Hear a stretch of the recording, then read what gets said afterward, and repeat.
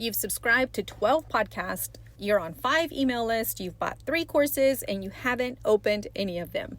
Sweetheart, you are not stuck because you don't know what to do. You're stuck because you've consumed so many options that your brain is in overload. In today's episode, we're talking about shiny object syndrome, how it sneaks in through good intentions, distracts you with better strategies, and keeps you in learning mode instead of doing mode. So let's talk about what it really looks like, how to spot it in your business, and how to actually get momentum by choosing one clear path. Hey, teacher friend. Welcome to Online Business for Teachers, the podcast for educators who are tired of being tired and wondering if there's more out there. Are you up late Googling online jobs for teachers or how to make extra money from home? Do you dream about starting a business, working from home, or finally getting paid for the resources you've already created without adding more stress to your plate? I'm Monica Lopez, a former teacher who was burnt out, overwhelmed, and secretly searching for a way out. I wanted more time with my kids, the freedom to work from home, and a way to make money doing something I actually enjoyed. That's when I discovered the simplest path, creating and selling my own teacher resources, using the skills I already had.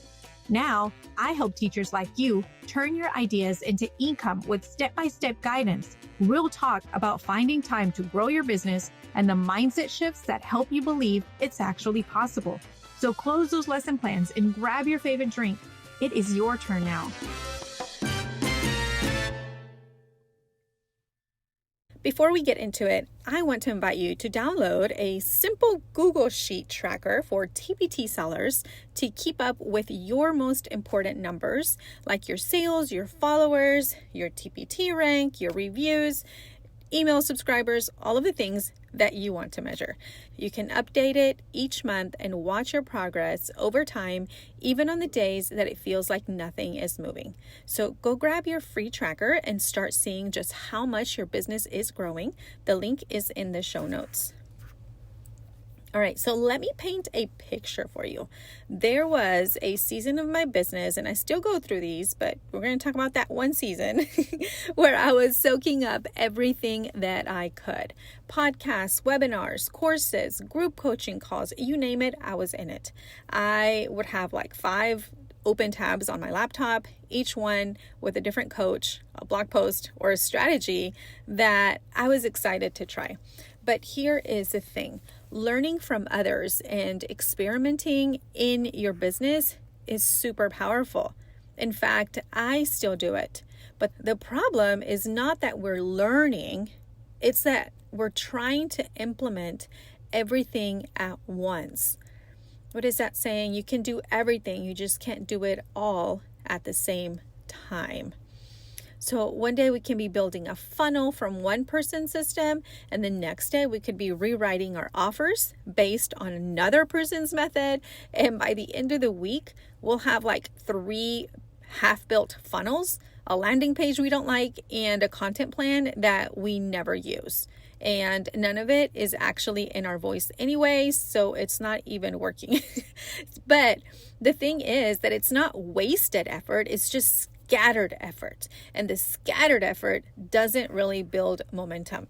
So what I learned is that you can absolutely keep learning and testing, but you have to pick one main path to follow before you layer on the next thing, because otherwise you just keep collecting half-finished projects and wondering why in the world you're not moving forward. So let's define it clearly. It's called shiny object syndrome, and it's when you keep switching directions, chasing new ideas and new strategies and new solutions because each one feels like the missing piece. But here's the truth. When you follow all of the people, you follow no one. When you jump from coach to coach and course to course and system to system, you never really give any one strategy the time and the focus it needs to actually work. Your brain stays in input mode instead of action mode. And the longer you stay in input mode, the harder it gets to execute anything. So you stay in research, you stay in planning, you stay in perfection, you stay in comparison, but you never really get to the results. So what do? You pick one voice, one path, pick one project. And it doesn't have to be a forever thing, but it does have to be a for now thing, because clarity doesn't come from thinking. Clarity comes from doing. So here's a tip that helped me massively, and I struggled with it for a little bit, but it actually works. Unsubscribe, unfollow, turn down the noise. Seriously, pick the one voice that aligns with your values, your teaching style, and the current season of life and business that you are in right now. And the rest of them, press the mute button. Okay? Not because they're wrong, but because you can't build with 5 blueprints at once.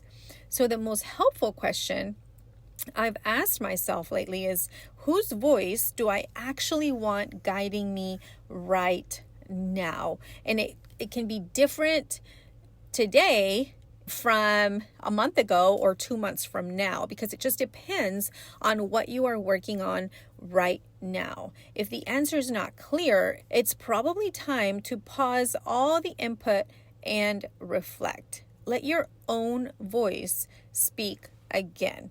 I remember a time I was talking to a colleague of mine, and we were talking about books we were reading at the time.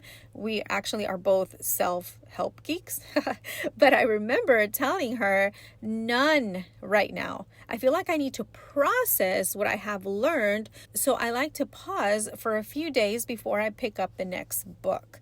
And it seemed to surprise her, and it actually got me thinking. It's not about consuming all of the things, it's about applying what we have learned. So take it one concept at a time. Learn it, implement it fully, and then move on to the next one.